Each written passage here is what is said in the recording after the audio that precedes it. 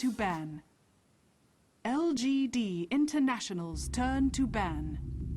Well, it's been a long road for these teams, it's been a long road for these casters, and I'm sure for many of you viewers, it's been a long road for you guys too, but it's been a second day full of Dota, and now winding down to the final match of the night.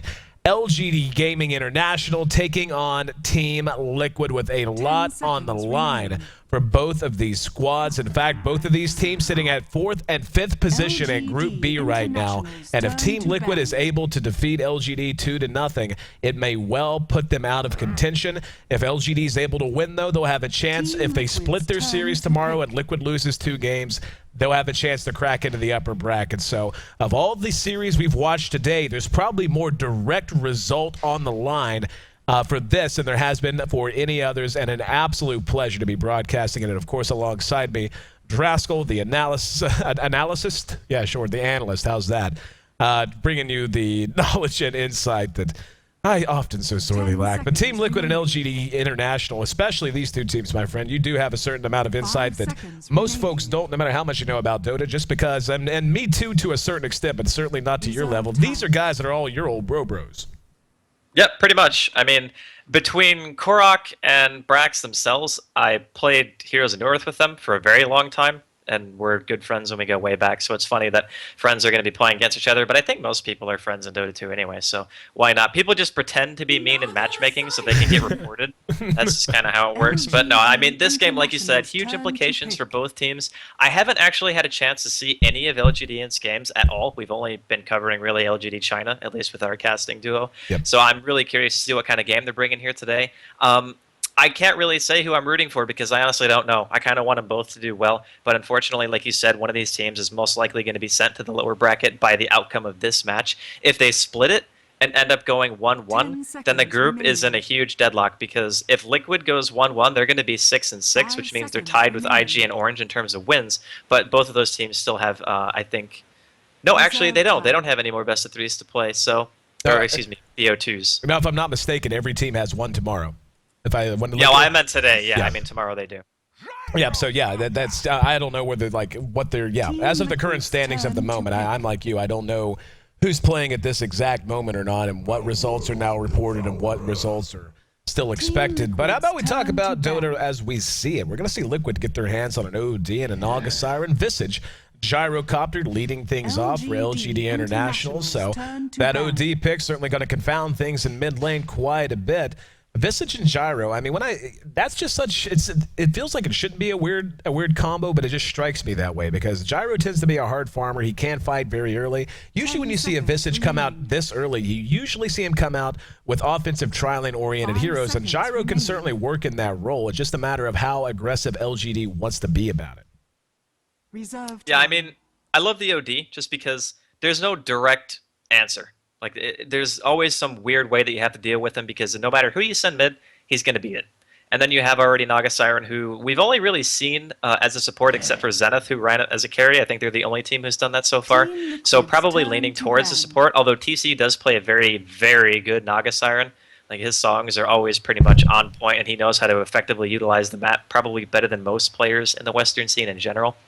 But for LGD, they've gotten the Visage Gyrocopter combo, which is great because now do you not only not have to worry about flat cannon for the Visage birds when you already have an OD on the field anyway, but it also allows you some good solidification of burst damage and some good team fights. So both teams looking pretty strong with their first two, and Liquid are going to take the opportunity to take out Razor, who has been seeing some more play. I wouldn't necessarily say a lot, but a heck of a lot more than he had been seeing in the last couple of months. And LGD have apparently been watching Liquid's games as they take out the Viper too.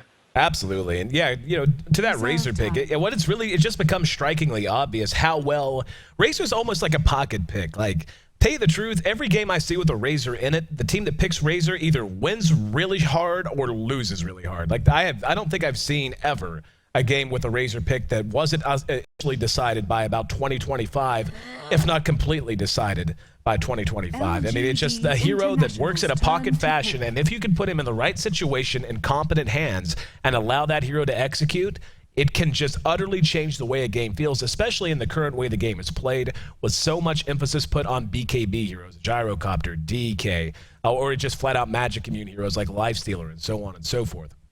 So, but yeah, Liquid banning that out. And the thing is, I mean, OD is a BKB hero, and, if Razor jumps on an OD, I mean, OD already has a best by date to a certain extent. Having his attack damage leached is not a lot of fun. Not a lot of fun at all. And as I want to say we discussed it earlier, Razor just matches up okay with an OD in mid because of how cheap Static Link happens to be. Yeah, I mean, him and Lone Druid are pretty much the only two who can hope to stand against OD and not just get totally demolished. Of course, you can do things like dual lane against him and stuff like that, but when you're focusing two heroes on just stopping an OD from getting farm, that's not a reaction you really want to make. Like, you want to be getting something big from it. You don't just want to be stopping somebody from getting farm. You want to be getting something like, okay, well, this hero is going to free farm, which means we can do this. So we'll see what LGD's next choice is going to be. And I love the fact that all the teams are so familiar with their picks. Like Darkseer Chen ban, that's like LGD in a nutshell. Oh, exactly. Like Darkseer and Chen. That's the two heroes that they use probably more often than I think even the Eastern teams have started to use them again because of how good LGD are actually with Chen. But we're going to see a Clockwork pick here. And Clockwork is... I don't know if I like it or not just because it already shows what the offlaner could potentially be, or at the very least the 1v1 hero. And Team Liquid have a lot of picks left. And they can pick a team that doesn't have to worry about cogs as much and not pick as many melee heroes. They already have one, but they can just pick range now and not really have to fuss so much about what kind of disruption he can bring. But he is an initiator, and if that's what they're looking for, that's definitely a good thing. But we're not really sure what the lanes are going to be just yet from LGD or Team Liquid, outside of the fact that Outworld Devourer is most likely going to be mid. So we're going to see the third pick from Liquid right here. And what I'm really interested to see is, with LGD and the Clockwork pickup, I really like a Clockwork that's put in a situation to succeed, not necessarily in the off lane. You put him in the off lane, there's often a real good chance that it's not that he's going to fail entirely. Clock's just one of those heroes that can play pretty balls out by his skill set. He has cogs to bail him out. Once he hits 6, even if it is a slow 6, he can always use his hook to escape. But for the most part, he can just get by doing cute things with the creeps and the cogs and all that. He'll get some experience. There's just no way for even a well-run tri-lane to control the creep equilibrium that much because he can play that far forward. But I much prefer to see a Clockwork either in a solo mid or a solo safe sort of situation if you can help it. And, with LGD Gaming, it's been a while since I broadcasted them. I broadcasted them at G1 going back a few months ago. So their style has adapted a bit from what I've seen of it. But I would love to see them get aggressive with this Visage and this Gyrocopter pick. Show us a really strong secondary support here, especially when you see that Crystal Maiden out of Team Liquid. Now, as good as Crystal Maiden can be in an aggressive situation, she's with the Naga Siren that's going to be 2 forms of lockdown. But the damage, other than Riptide, is a little bit iffy at the moment. So one of the best level 1 through 5 heroes, Liquid is very much going to have the option to aggressively tri-lane as well. So already some tri-lane shenanigans shaping up. LGD, though, likely to show us the true complexion of their composition. Well, they're going to go ahead and grab the Nature's Prophet, so that very well may be a solo mid-Clockwork. It could be. Against an OD, he's not going to have the greatest time in the world, but at least he'll get experience, which is kind of the biggest thing that Clockwork actually needs. But I'm totally with you on the aggressive lane here from Liquid, and they're going to pick a Juggernaut too. Did they, watch Zenith? Like, did they just watch the game that we just cast and say, you know what, we can make this work? Exactly. Because even though Liquid kind of picks outside of the box sometimes, they always have really good reasonings for why they do it. They lane it well and they make it work. That's why the Viper Ursa game, they actually won. So right 10 now, seconds Team Liquid has the remaining. opportunity to go for the Juggernaut, the Naga Siren support, the Crystal Maiden tri-lane, or could just be a Team Juggernaut off lane. Liquid's It's turn not to terrible ban. against these heroes. Again, Visage, if you go into slow, you can just spin off the slow, walk away from the gyro. No harm, no foul. He can live in that situation. So we're going to have to LGD wait International's until the turn to last pick to know exactly what's going to happen. But my hunch is that it's probably going to be an aggressive lane because an Ensnare and a Frostbite with a spin is a freaking dead hero. There is not a whole lot you're going to be able to do to stop that chain of initiation. So it has a lot of potential. And not only that, but the other reason why I think it's going to be aggressive is because you don't need Crystal Maiden Aura when you have Essence Aura. Essence Aura is 10 like seconds CM Aura on remaining. crack. It's like way better. Because if it procs once, 5 that's the same amount of seconds mana you remaining. probably would have gotten from CM Aura in the course of like 3 minutes. So it's interesting to 10 say the least, but I seconds think Liquid can remaining. make this work. I think, yeah, I definitely think they can. This is what I would even 5 identify as a very seconds remaining. Liquid-esque lineup. And we're going to see LGD go ahead and grab up that Sand Team King. Liquid's So, turn to yeah, I pick. mean, the Gyrocopter obviously going to be the farmer. We'll see if that's going to be a lane support Sand King or perhaps a lane support Clock with the Sand King in mid and Nature's Prophet either jungling or off lane. That's something we've been seeing teams make a return to here and there. The idea that Sand King should be given at least a little solo experience. Then you can swap him out and let him roam once he gets a set of arc boots underneath his tail. And we saw a lot of success out of that from Zenith or from Yamata 10 seconds in game one of our remaining. last series. Even though they lost, he just did a phenomenal job all 5 game. He was seconds way ahead remaining. just because he started off so well in that lane. Now, this Liquid lineup, like you said, Reserve it time. strikes me as a very Team Liquid-esque lineup. It feels thin to me, but that doesn't necessarily mean it's bad. It just means it's very focused in what it's able to do, and more importantly, what it has to do if it's going to have any chance of scaling with any real consistency across the mid game. It's not a lineup where, I mean, again, we learned that lesson in game 2 of our previous series. Crystal Maiden, there's no point in putting her as just a flat-out lane support in a tri-lane. It defeats the purpose of the hero unless you're anticipating, of course, aggression. Or even if you're going to start her that way, she needs to roam. She needs to be doing something. And in fact, a lot of Crystal Maiden players begin roaming at level 2. Once they have 1 point in the Nova and 1 in a Frostbite, you'll see them do 10 nothing but seconds roam from lane to lane, trying to maintain rune control, trying to find gank opportunities. 5 And Liquid is a seconds team that remaining. excels at that kind of lineup. They have really good communication. These guys have been playing together for a while now. They're going to grab up a Beastmaster. So what they've essentially said with that LGD Beastmaster pick International's turn is to that, yeah, pick. they're very, very all in on getting a lot accomplished in the mid game because unless Naga Siren is just the hardest farming Naga that we've seen in a long time, she is not going to be going toe-to-toe with a Gyrocopter and not going to be going toe-to-toe with a Nature's Prophet. Yeah, I think Liquid are going to be on the aggressive here, and the Beastmaster pick actually coincides with that fairly well. When you start getting extra points into Call of the Wild, you can scout the map very well. You can pick and choose your fights. The one kind of awkward thing about Team Liquid's draft that they kind of missed out on is that they don't have an initiator. They just don't have one. I mean, the Beastmaster can go blink, but that's pretty much it. Other than that, they're going to be relying on things like Song of the Siren and LGD to be coming to them, which is not a particular style that I personally am a fan of, but some teams are better playing defensively than playing aggressively. And I want to see if they're actually going to run this as an aggressive tri lane. I felt like they would just because if you put a CM in a safe lane, it just feels like a bit of a waste, you know? Like if you're not going at least 3 versus 3 against what LGD and have, then it doesn't really seem as effective. But at the same time, if they do that, they're potentially going against a quad lane. Because Brax is going to be playing on a Nature's Prophet, and that's a +1 to any potential engagement you're going to do during the early stages. But we will see how the laning phase is going to break down here in just a second. And the only thing we can be certain of is that TC is going to be going mid on that OD. You can see both teams moving out as 5-on-5, and not going to be finding anybody, just guarding their pull spots and the such. Let's see who's playing who. We're going to have TC on that OD. We'll have Korok playing on the Juggernaut this time around. It'll be Fluff and Stuff playing on Naga Siren. We'll have Bulba playing on the Beastmaster. No surprise here. Bulba Speciality and IX Mike. And the 30 normal seconds 5 to role battle. playing on the he's playing on the IX Mike. He's playing on the Crystal. The other side of the river, we got Misery. Going to be playing our Sand King with 1437. Playing on our Visage. We'll have Clockwork taken mid. It looks like going to be taken mid by G. Also God. We'll have Brax. Playing on our Nature's Prophet and the Gyrocopter. Going to be handled by Pycat. Oh, this is interesting. Both lanes are actually moving across the map. battle I'm not sure begins. if LGD.int really wanted to dodge or not because they have a Visage and a Tri-Lane. I mean, Sand King Visage is pretty aggressive in its own right, but at the same time, they might not want to have to deal with a spin, and they want to make sure that they can actually get something out of their lanes. So this is going to be a solo Nature's Prophet against a Tri-Lane that very well could dive him. Like, this is like the diviest of diving Tri-Lanes. You get ensnared, you get slowed by the Nova, and then you get spun on. The tower is not going to help you. Yeah, I wouldn't even call it a dive, really. Like, dive implies that there's a chance for failure. It's more just going to take what's yours at this point because, yeah, Nature's Prophet, not a speedster, did not start with boots. He is doing some creep skipping, so he'll be able to soak up at least a little bit of experience to start things. Now, it's going to be the same story down here for poor Bulba. At least Nature's Prophet happens to be ranged. Poor Bulba, I guess, yep, he's pretending he's ranged, throwing his axes out so he can seem menacing. Well, that's what you got to do sometimes when you look at the creep wave and you're like, I really want to hit you, but I know if I do, I'm going to be first blood, so I'm just going to casually sit back here and do my own thing. But, yeah, the Clockwork mid versus OD matchup, obviously TC is going to be having a pretty good time here. And Fluff has even made his way over just to say, hey, I'm standing here. They do see him, though, because LGD had a ward in the high ground, so he's just kind of chilling. They want to try to go for the first blood, but I don't even think they can get it.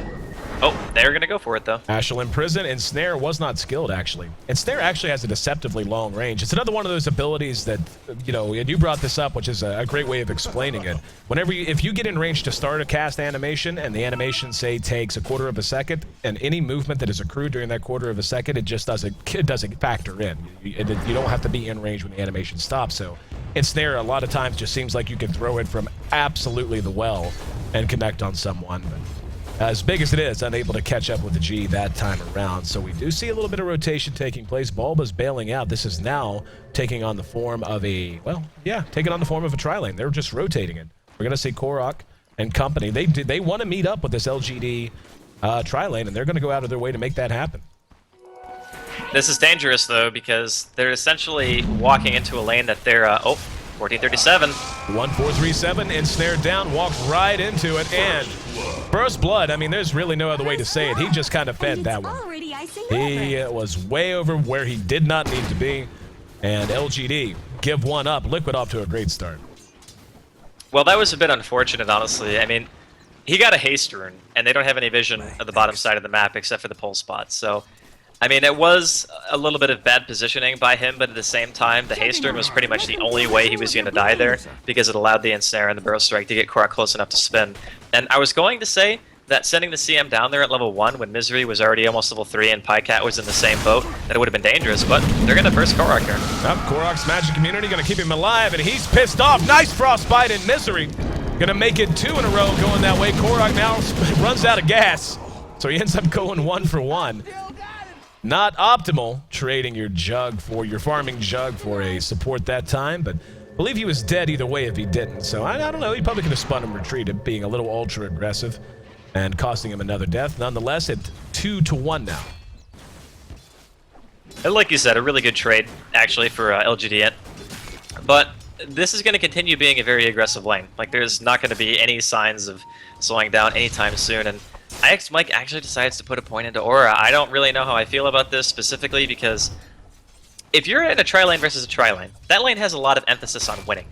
And if you want to win the lane, and Crystal Maiden is considered a really good 1-6 hero because her control and her damage are high, getting an ability that doesn't give you any more damage to actually contribute to kills can backfire. Yep. Like that's the reason at least I don't like getting Aura on that hero. Now, I'm not saying that it's the end-all be-all, you have to do it that way, but if you don't get the extra damage, when the Sand King is going to be getting more damage, Pycat's going to be getting more damage, and 1437 is going to be getting more damage, you're not going to scale as well in the laning phase. LGD grabbing the creep wave, bringing it back to them.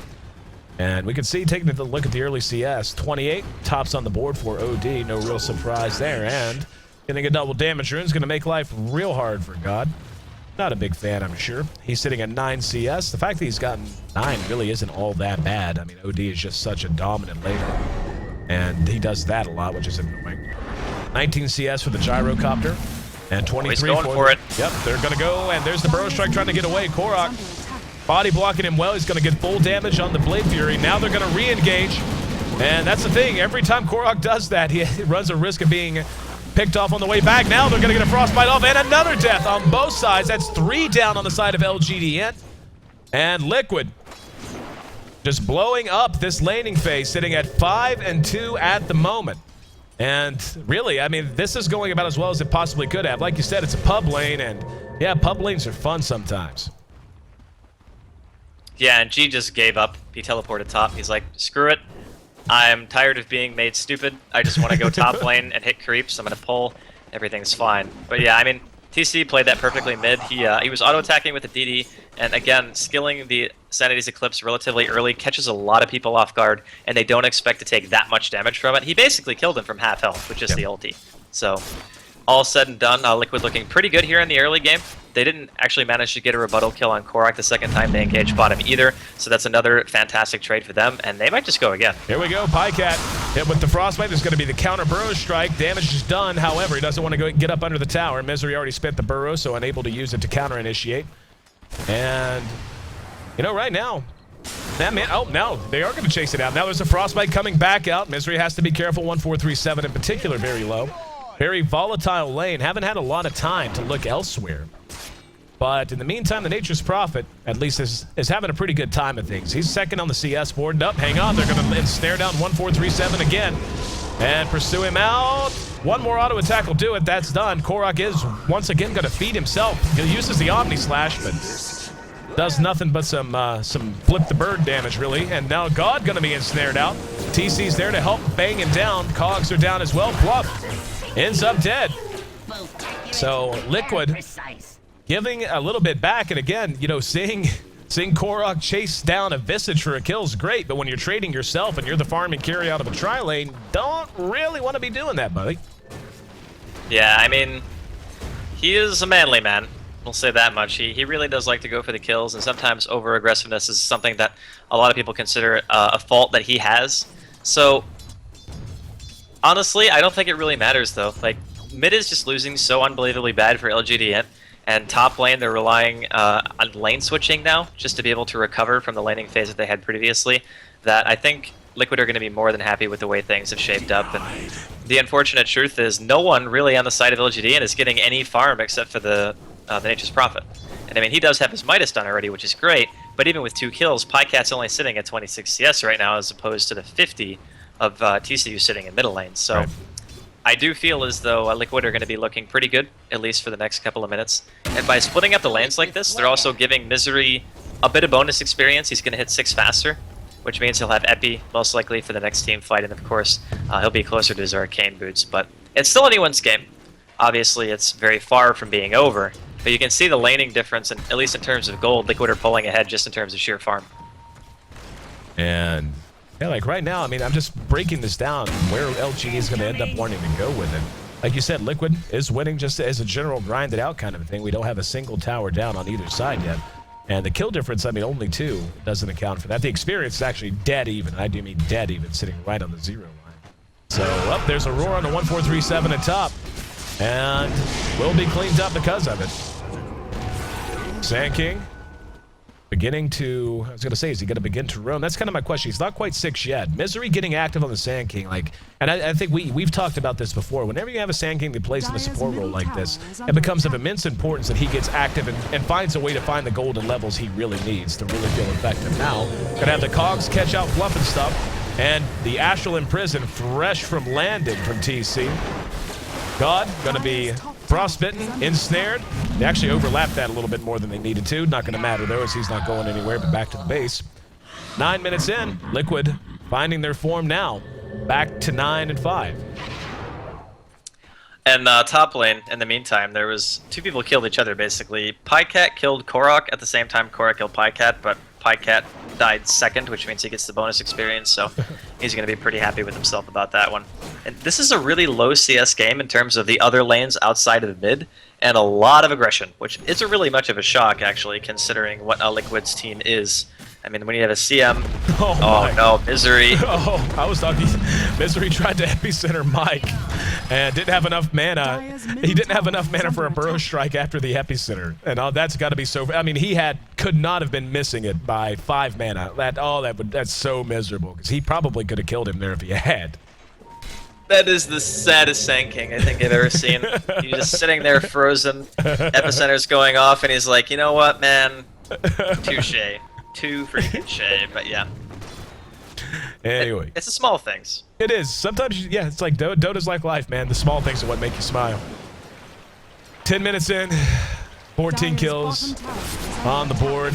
And now here comes Liquid, and Brax gonna be roared and ensnared. I'll tell you what, there's a little bit of sloppiness coming out from Liquid in their shades of initiation. But it doesn't matter so long as you're killing folk. Then if you're the one with the gun, then no one's asking questions. TC gonna go ahead and National Imprison. There's a good burrow strike caught too. The epicenter obviously not available after the sad Sand King moment. Pycat gonna be right-clicked to pieces as TC is just building all the things. Has his 4 staff up already. He's level 10, highest CS on the board by 10, and other than the Nature's Prophet, the highest CS on the board by double, or damn near it. And now they're gonna go ahead and decide to push down this tier 1 top. Yeah, NIX Mike. Oh, is he actually going to live through this? Nope, just kidding. G's going to be able to finish him off behind the tier 1, which is not a spot you would expect to find a random Clockwork, but he did appear and he did manage to secure a support kill. So they might end up trading a 1-for-1, but I say trade, but this tier 1 mid is at full HP and there's a glyph. So I actually don't think LGD.int going to be able to push in. And Liquid continue to maintain a pretty solid lead. Trading a support for a tower is definitely something you want to do, especially when that tier 1 is in the safe lane of your opponent. And here comes a song by Fluff, gonna go on Brax bottom. Big TP's trying to pick off the Brax, man. That's gonna be OD, ready to lay the pain. Frostbite, ensnare, and a whole lot of particle effects. I mean, he is gone. Liquid now doubling up. LGD International. Looks like LGD.int going to go ahead and respond by moving in on this tier 1. Tier 1 mid, unfortunately, not exactly the most pushing power when you have a Visage that's level 5 and a Misery. Just heard a roar somewhere, not sure where it happened. There it is. And we got there just in time to see the Clockwork cleaned up as Bulba was not happy and let him know about it. Yeah, when you yell at somebody so loud that they actually cease to move, that's pretty mad. I mean, that might be the angriest thing that I've ever heard, actually. But LGD still have a lot of work to do, man. They need to get themselves on the board somehow, because right now they're trailing in gold by a pretty large margin, considering it's only 12 minutes in, and the experience is looking more or less the same. So when Liquid drafted, they picked 2 lanes that were supposed to win. Obviously, the OD is going to win because it's an OD, and 1v1 he beats pretty much everything. And then they had a very, very aggressive tri-lane that kind of went up and down. I'd say they did win, but it wasn't a huge win. It was kind of just like, okay, we got like 1 or 2 extra kills and no one farmed. But initiation onto IX Mike. And we're going to see the National Imprisonment. Mike might, nope, going to be able to force staff out. It wasn't him that did it. The OD tried to bail him out. Now it's going to end up costing him both. It's TC. Caught out, hemmed up. And LGD.int, give it as good as they're getting. Elsewhere, Bulba farming up, Fluff and stuff, doing his thing here in mid. Korok making his way towards his drums, and Korok's actually, I mean, all things considered, he did have some wonky trades early, but he is feeling quite relevant at the moment. But you know, LGD basically is just going to be able to push forever until Liquid's ready to get, or until TC's back up. TC's really the glue that's holding this Liquid squad together. Yeah, he's pretty much the primary damage dealer. And the immediate burrow strike onto Korok. Here comes Brax. There's the Grave Chill as well. Locked in and eating a bunch of damage. Now 1437 Frostbitten will be cleaned up. And they're going to end up taking the tower nonetheless. 22 kills in a 13-minute game. These guys like their deathmatch. And taking a look at the gold afterwards, about 5,000. Going the way of Liquid, about 3,000 in favor of LGD.int. And Liquid, I really like how aggressive Liquid is playing this. Their lineup, they're not making the mistake that Zenith made. They're doing what Zenith needed to do, which is get the most out of their lineup right now. Don't try to play a composition like this past 25, and that's when you think your sweet spot is. Yeah, their window is pretty much now. This is when they're going to be feeling very potent. And the mech's not even done yet on OD, which means that when he finishes that, it's going to be even harder for LGD.int to really do anything about it, considering no one on their team actually is even close to a mech. The only person who's going for it right now, obviously, is 1437, but he only has a headdress. So he's like 1,500 gold away from being able to finish that item. And by that point, I really think the Liquid are going to continue to apply this pressure, especially considering how over-leveled their supports are. The Naga Siren's almost level 9. Right. Well, actually not almost, but he's about halfway to level 9. And then the CM7s. So their supports are doing very, very well. And having Song of the Siren to initiate or counter-initiate is always something that makes it a lot easier to force issues during the mid-game because you don't feel like you're going to get punished so hard if you make a mistake. Right. Oh, and in the bottom woods, IX Mike again. Poor guy. Mike's getting real acquainted with God. He's reborn. It's a revival down in those woods, and here we go. Korok gonna try to chase him down, uses the Omni Slash and little Blade Fury. Never hurt nobody unless your name's Rattletrap. And here we go, another fight up and top, breaking up. Burrow Strike comes in as a counter initiate, Fluff and Stuff gone, and the Nature's Wrath cleans them both up. Just an absolute slugfest. Every corner of this map bathed in blood at the moment. Again, up to 26 kills in a 15-minute game. And I was actually gonna look. I mean, you were talking about the Visage not being close to the mech. Basically, no one on LGD.int is close to anything. You've got 1,000 gold from Misery. He might go get his arc boost. There you go. That's the first big item he's even eyeballed. The headdress on the Visage, nothing but a bracer now on the Clockwork. Nature's Prophet, still 1,000 gold away from his Shadow Blade, and nothing but an Ogre Club or Pycat right now. I mean, you look at Liquid, they're beginning to complete stuff. You got a mech and a Force Staff up on the OD. You've got drums up, plus a point booster on Korok. You've got Naga Siren, as you mentioned, decently well in levels, and he's going to have treads real soon if she wants them. And then you've got half of a Scepter done on Bulba with, well, Crystal Main's different because Mike's just died 1,000 times. But, that's what Mike does. He feeds. Yeah, I mean, every team needs a feeder. I mean, EG had Milk for a long time. Liquid has IX Mike. That's just how it works. So when this composition of Liquid starts to hit its stride, which is pretty soon, actually, considering the mech is done, like I was mentioning before, that's when you really want to start to make things happen. They actually just immediately smoked up. So they really want to keep forcing the issue. Don't give LGD.int the opportunity to have Pycat get farmed. Don't let him get his BKB. Don't let him get another item on top of that. Just go for it. There is a downtown ensnare. Do they have a stun? They do. Roar used. And again, they are overlapping those stuns a bit. That's all right, though. LGD.int, though, back on the aggressive. And they just walked across the sentry. Depends on if they were watching, whether they realize what's coming. 1437 shows himself. There's the Burrow Strike in the TC. TC going to be hooked out as well. And the call down going to come down. That's going to be doing a lot of damage. OD drops the ulti, though. And now LGD.int, the one absorbing most of the damage. Another poorly shot epicenter. And then Omni Slash going to clean up 2. That's a double kill with 1 press of a button. That's 4-0. Liquid seemed to be dead for rights until all of a sudden TC realized, yeah, I've got an ultimate. And it hurts a little bit. Just utterly obliterating LGD International. And then the follow-up coming out of Korok, the Omni Slash, the just cleaned house. Well played, well executed, and they're going to get themselves a tier 2 most likely.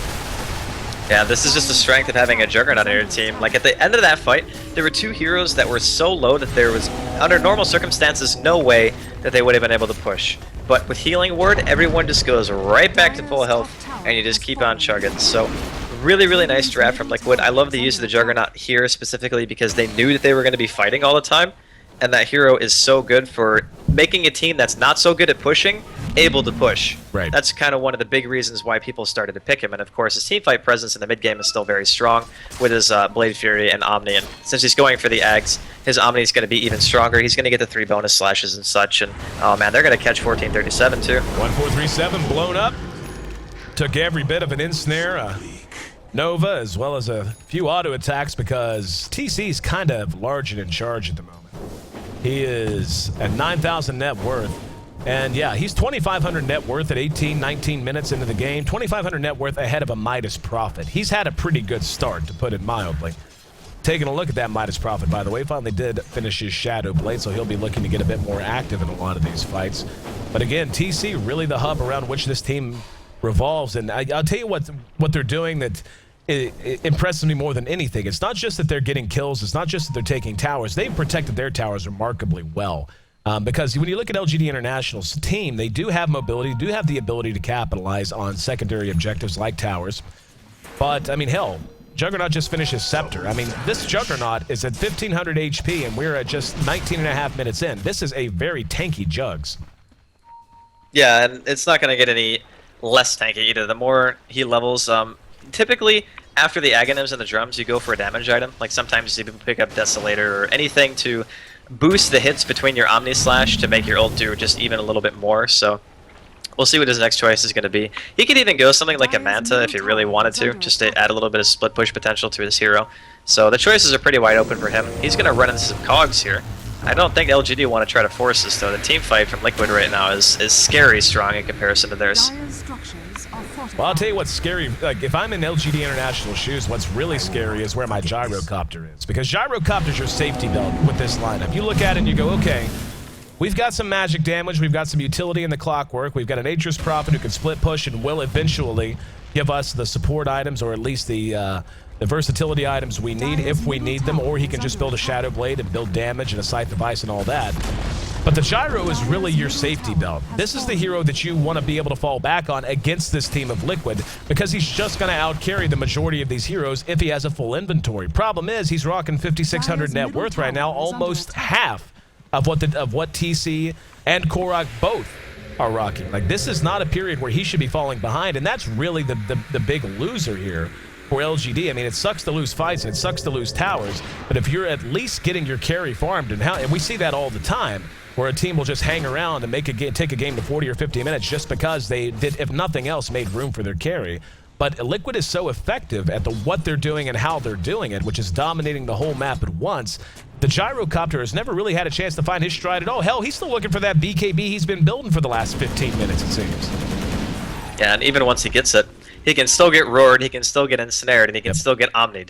There are still methods that Liquid have to take him out through that magic immunity. So I'm not entirely sure how much that's going to give him per se in terms of his viability, but he kind of needs to get it too, because if he doesn't, the OD, the spin, and of course the CM are just going to shred him, and that's kind of what's been happening most of the game regardless. So LGD.int still in a very, very tough spot. They're going to be able to scout out Fluff and IX Mike here. I don't think they're anywhere near being able to engage, though. Just a whole lot of pinging going on, and probably a lot of panic for LGD, because they're sitting there going, well, we can't really do anything.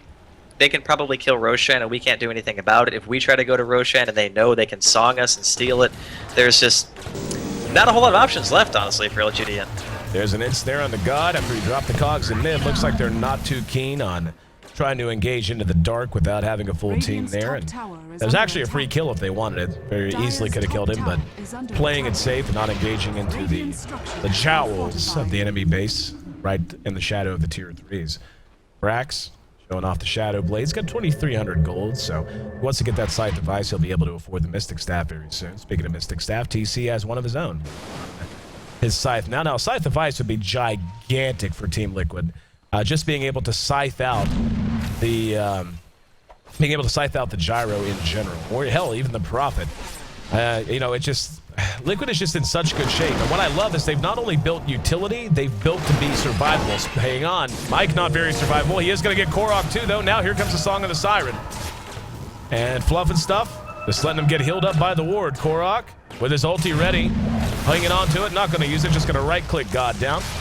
And IX Mike gets a little bit of revenge there. One last auto attack, cleaning up the clockwork that has plagued her life like a, I don't know, I'm too tired to make clever analogies. Pretend I said something funny. He's something about something. That's kind of what I heard. Something right about there. booze.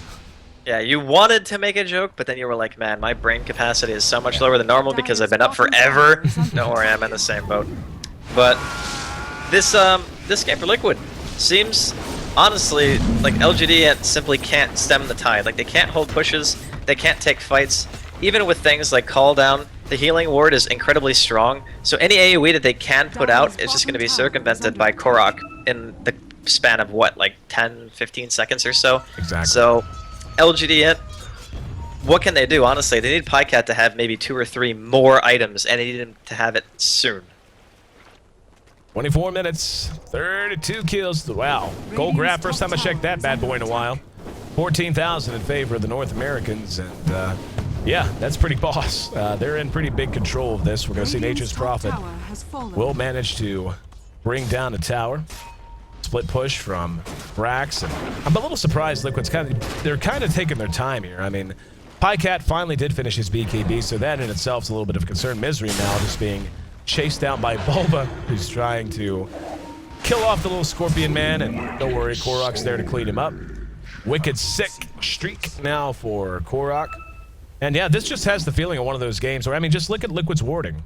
I mean, they know they're in utter control of this map. They know that all they got to do is just pay attention to the vision, and anytime they see a blip move on that map, just go kill it. Just go kill it with fire. Or ice, if Mike's involved.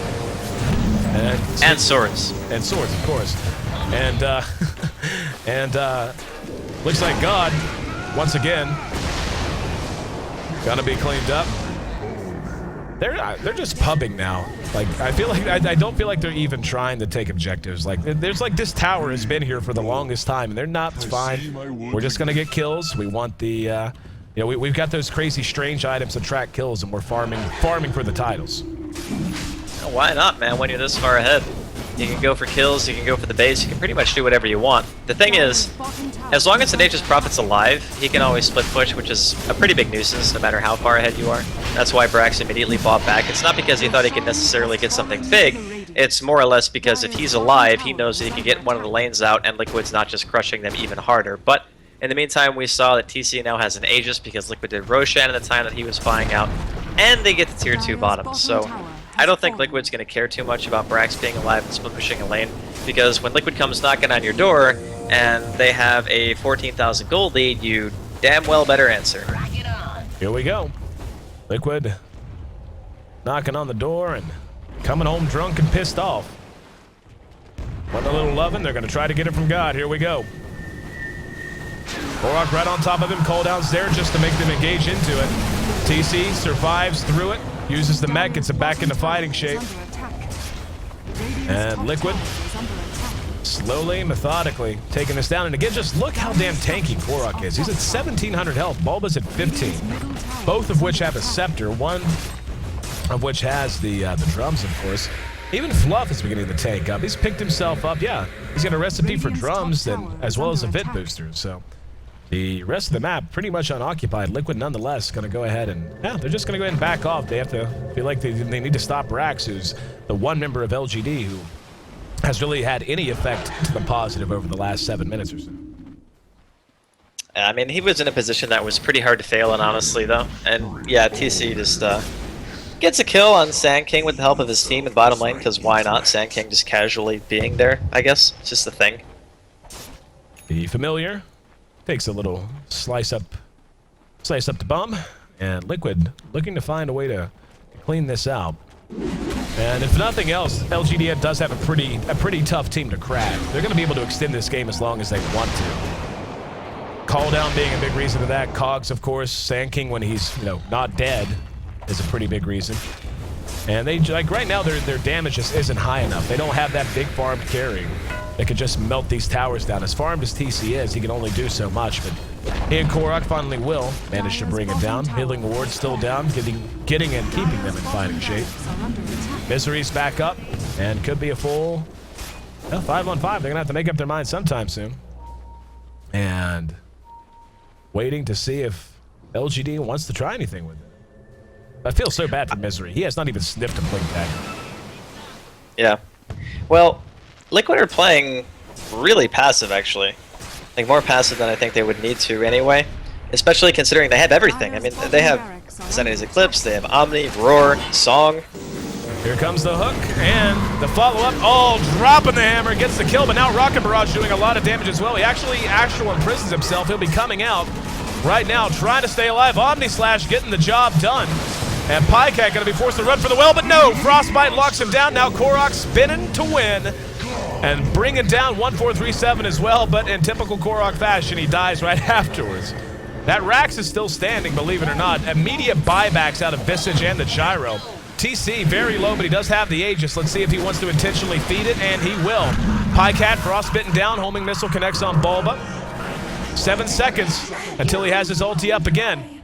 He's going to be able to turn and roar this entire squad. That's what's going to happen. God should end up dead here. Bulba looking for a target. Oh, the axes come up just short, but he does roar down Brax now. Misery coming in. Misery will get off the epicenter. Looking to clean house, but TC survives through it with the help of a Force Staff. Buys himself a little bit of time. And Liquid forced to send the lone remaining member home. LGD International not going quietly into the good night. They lose to Tier 3, but the racks still stand, and they make it a 4-0. However, it did require a heaping handful of buybacks, so certainly not to their advantage. They just at least managed to extend the game. And not only was that a lot of buybacks, but they need to do that, I don't know, like 3 more times. Yeah. And then maybe I think they'd put themselves back into a decent position. But even if they do it 3 more times, the Juggernaut and the OD in the late game are still going to be moderate threats. Whereas the Gyrocopter is still ultra far behind in terms of sheer CS. He's only sitting at 121 at 30 minutes. I mean, for crying out loud, he hasn't even picked up a second item outside of the BKB. He hasn't bought like a Helm on the Dominator. He hasn't bought anything. So he's not really scaling as well as he would like to, I'm sure.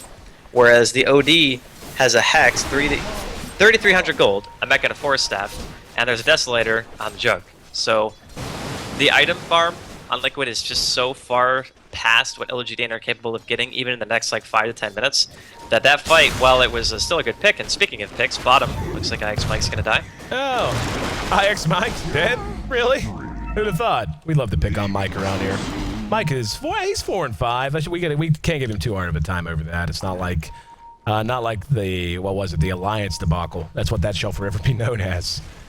But nonetheless, LGD doing what they can to, again, try to extend this game. They're so limited in their tools and in what they can do to actually bring this lineup down. I mean, they just haven't had time to build damage on Gyro. That's what they need. They have to have that damage. Sand King just hit level 11, so level 2 Epicenter, the best he's going to have to call upon. And they're just going to rush down the racks, and yeah, they got to make up their mind quick. Well, just going to give away the racks. It's fine. It's cool. It's okay. Don't worry about it. And LGD might chase him out after the melee is gone, but damage done. Liquid going to look to reset and probably take a run at the other end. Yeah, I would imagine so. I mean, Roshan's going to be up in give or take 5 minutes, maybe a little bit less, so it's Team Liquid's want to probably keep the lanes pushed if they can, which means likely trying to gank the Aegis Prophet at some point, because he's the one who's going to stop that from happening. And then when they get that second Aegis, they can just go for it, end the game, most likely, go up mid. They could probably do it even without an Aegis, honestly, if TC finishes his BKB before the push. But I'm not sure if they will. I think they might just want to play it safe, especially considering how easy it would be for Liquid to kill Roshan and how fast they can do it. TC pulling back, sensing something is amiss, and he was damn right. LGD International trying to make something happen. Korok's going to be running right into the devil's mouth. Here's the call down on him as well. He's going to nope, never mind. Got side device. Wow. They really wanted that Juggernaut dead, I'll tell you that much. They just spent every possible spell they could, and hey, they got the job done. That's a 65-second respawn timer, give or take. Bulba and TC, though, looking for bloody revenge, and Misery going to be roared down. Here we go. TC right-clicking along with the axes. Easy kill. Brack's going to try to run away and will make it, as they have no way to knock him out of the teleport. But yeah, I mean, again, it's the same thing. It's 1 step forward, 2 steps back. It's, you know, the gold is just way out of hand, and with the racks gone now, they can't even fully dedicate themselves to leaving the base without doing a lot of prep work beforehand. Yeah, and even though they got Korok there, if you're LGD.int, you still can't really hold anything on the map. Like, they're just looking for any place to farm. There's 2 people sitting inside of the base. Heck, even the Prophet is sitting inside of the base, and now he's decided to make his way to his opponent's jungle, because that's the only thing he can do. But the thing is, when you're forced to jungle, you're not applying any pressure to the lanes. You're not forcing the map out in your favor. You're just saying, I'm going to try to continue to get some income, and hopefully by the time everyone's back up, we can maybe take a fight if the other team's out of position. Probably not going to happen that many more times. I wouldn't think that Korok is going to die that way twice, even though, I mean, that was some serious hate they had on him. That was like a 5-man gank, pretty much. But still, dying like that also delays the game, which against a Gyrocopter eventually, man, this Gyrocopter is going to have some items. I'm just not sure when eventually means right now. Well, he picked up a Javelin. That's an item. He's trying. Looking to get his MKB up. And, yeah, I mean, then that's really just been the bugaboo. I mean, it's really what it does come down to. LGD International just needed core items, and they're still missing a handful of them, even though we're 34 minutes into this game. A game that has been all liquid all the time. The only reason LGD.int has been able to hold out this long in the face of this is just the strengths their team does have happen to be extremely defensive. It is so hard to push into them. And Liquid didn't really pick a team that's exceptionally good at pushing either. They picked a team that was supposed to capitalize and win the mid-game so hard that they could just run over buildings and heroes and everything else in the way, and that's exactly what they've done. Just a matter of, you know, the running over process is taking a little bit longer. Bulba just doing the manliest thing in history, by the way. He just chopped a missile out of the air with an axe, and pretty sure that is the manliest thing in history. Cogs are down. Liquid still rattling the saber at the gates. And yeah, it's basically just rinse, repeat. Every time they come up, there's just a call down or cogs or some AoE that stops them. Korok not unwilling to man mode when he has to. They baited the burrow strike out of misery action. Now he's going to feel a little bit more comfortable coming in. Backdoor protection, keeping him alive. There's the call down. That's going to catch at least a couple. Roar, though, on Pycat. Do they have the damage? TC trying. They sure as hell do with Omni Slash. We're going to hear the Song of the Siren immediately canceled out. They're going to let God go. Braxton at 1437. Trying to hold the line until Gyro rejoins them. Now he's back up. That's another buyback that LG International had to spend. But Liquid, once again, turned away, at least temporarily. That was a really good song by Fluff. As soon as the BKB was popped, ult, isolate the Gyro, kill him. That's one of the reasons why no one BKBs before you actually see the song, because if you do, that can happen, and that makes you very, very sad gyrocopters. So even though they didn't lose the tier 3 tower, it's in deny range, so I wouldn't be surprised to see them just take it out themselves. Because when Liquid come back, they will get that, and then their racks are going to be exposed, and it's more gold that you really don't need to give away. And Roshan's up now, so if Liquid want to go for it, they are certainly capable of doing so. And with level 2 song, it's got a minute left on cooldown, so it should be back up by the time they go in. And there is a smoke up by LGD.int, and this actually could be bad for Liquid if they get the initiation. Yeah, and this is actually brilliant out of LG International. They've been playing defensive so long that Liquid's going to be a little lackadaisical, and there you go. Scythe of Ison, poor IX Mike. Guy doesn't know how to do anything but die and be awesome and wear land pants. But LGD only getting the 1 kill on the Crystal Maiden actually is not that bad at all. And Korok and Bulba are actually going to take a run at Roshan here. They're going to let the board do some tanking for him. Or they look like they were, but yeah, the Healing War makes it fairly irrelevant anyway. While LGD looks for visceral revenge in top, Korok and Bulba are going to be happily bringing down the big man to get their hands on the second Aegis. And this should be the last thing they need, because the top racks are already naked. Like, it just died to creeps. That's why I was expecting LG to deny it. There were 3 range creeps and like 1 Naga Siren illusion that actually killed the tier 3 top. So when they want to loop around and go for the next team fight, they're going to have everything at their disposal again. TC's inventory is looking very full at the moment, and a 3,500 gold bank in addition to that. I'm at a loss, man. Like, LGD, they didn't pick a bad team at all, like by any stretch of the imagination, and there was only one lane where I would have said to you, yeah, Liquid's going to take this one, and that was mid for sure. But then they were trading kills in the bottom lane, which is favoring Liquid. They maybe get a 1 or 2 kill lead, but then LGD just didn't play coordinated at all. Like, they got split apart all over the map. They're going to go in now, though. There we go, Omni Slash off on Pycat. He's eating all the damage, and he'll be cleaned up. Bulba on a killing spree coming out of that. Korok, though, doing most of the work. And that's it, GG. Don't think there's any surprise there. Another one of those games where, you know, call it what it is. A game that, for the most part, was decided by no later than 25 minutes than just a drug on. Because LGD International just inherently had a defensive team. And, you know, just to add to the point I think you were in the process of making, LGD International did not have a bad composition. They, what I feel like they really failed to do, though, was utilize particular elements of it the way they wanted to. Like, the Sand King did not feel effective at all. And, you know, that poor whiffed Epicenter on Mike probably sums up the way he feels about the whole game. You know, he channeled his Epicenter, it was like 3 mana short of a burrow strike, and because of that, just could not get anything done. And was never really able to get up anything that made him feel like a threat. The Visage, really? No. I mean, when there's a Visage on the map, you want that Visage to be terrifying, because every time there's a fight, he's just going to blow up one of your supports for half of their health bar. You never really felt that. The Clockwork did hit some hooks, but he just didn't have the support. And the fact of the matter is, the supporting cast did not give Gyro the room he needed to farm the items he had to have to make them late game viable. And because of that, Liquid steamrolled them in the mid game. And again, it took a little while, but they sure got the job done down the stretch. Yeah, I think the big problem here for LGD.int was they didn't have an answer for BKBs earlier in the game.